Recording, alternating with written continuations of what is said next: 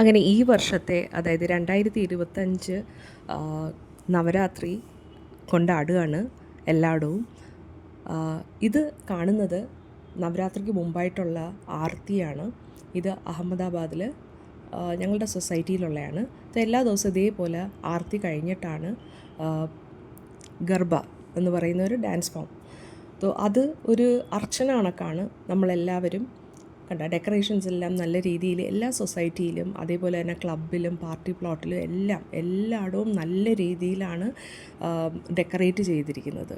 ഇതിലൊക്കെ ഭയങ്കര ഇൻവെസ്റ്റ്മെൻറ്റ്, ഇത് ഞങ്ങളുടെ സൊസൈറ്റിയിലാണ്, പക്ഷേ വെളിയിലൊക്കെ നല്ല രീതിയിൽ ഇൻവെസ്റ്റ് ചെയ്തിട്ടാണ് അവർ അത് കണ്ടക്റ്റ് ചെയ്യുന്നത്. എപ്പോഴെങ്കിലും ഗുജറാത്ത് നവരാത്രി ഫെസ്റ്റിവൽ അല്ലെങ്കിൽ നവരാത്രി ടൈമിൽ എല്ലാവരും വിസിറ്റ് ചെയ്യണം. അത് ഒരു മെമ്മറബിൾ ഈവൻറ്റ് തന്നെയാണ്. അപ്പം നമ്മൾ ഈ ആർത്തി കണ്ടോ, ഇതേ കണക്ക് ദേവിയെ വെച്ചിട്ട് നമ്മൾ പൂജിച്ചിട്ട് അത് കഴിഞ്ഞിട്ട് നമ്മൾ എല്ലാവരും മിക്കവരും, അതായത് ഗർഭ അറിയുന്നവരും അല്ലെങ്കിൽ കണ്ട് നമ്മൾ അതിൻ്റെ അകത്ത് കയറും. അതിൽ കയറിക്കഴിഞ്ഞാൽ പിന്നെ ഒരു ഒരു ഒരു എന്തുവാ പറയുന്ന ഒരു അനുഭൂതിയാണ്. പിന്നെ നമുക്ക് അങ്ങോട്ട് ആ സർക്കിളിൽ നിന്ന് എല്ലാം ഇങ്ങനെ വട്ടത്തിലാണല്ലേ, ഇറങ്ങാനൊരു ഭയങ്കര പാടാണ്. ഒരു ഡിവോഷണൽ കണക്കാണ് നമുക്ക് അതിൻ്റെ അകത്ത് ഏർപ്പെടുകയാണെങ്കിൽ. ഈ പ്രാവശ്യം ഞാൻ അത്രയ്ക്ക് അങ്ങനെ ചെയ്തിട്ടില്ലായിരുന്നു, ആരോഗ്യപരമായിട്ട് ഇത്തിരി ബുദ്ധിമുട്ടുള്ളത്. എന്നാലും കാണുമ്പോഴത്തേക്കും നമുക്ക് ഇറങ്ങാതിരിക്കാൻ പറ്റത്തില്ല. അതേ കണക്കാണ് ഇങ്ങനെ. ചിലയിടത്തൊക്കെ 3 മണി രാവിലെ 4 മണി വരെയൊക്കെ ഉണ്ട്.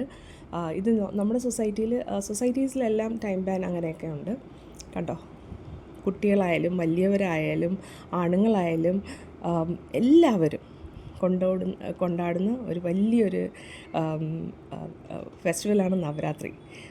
നമ്മുടെ നാട്ടിൽ ഇന്ത്യയിൽ എല്ലായിടും, ഇന്ത്യ മാത്രമല്ല ഇത് ഗുജറാത്തികൾ എവിടെ ഉണ്ടായാലും ഈ ഫെസ്റ്റിവലുണ്ട്.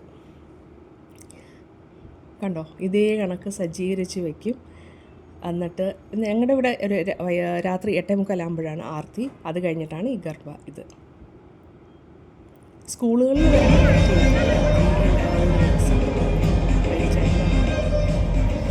ഇതേ കണക്ക് നമുക്ക് വന്ന് ഫോട്ടോ എടുക്കാം, റീലെടുക്കാം.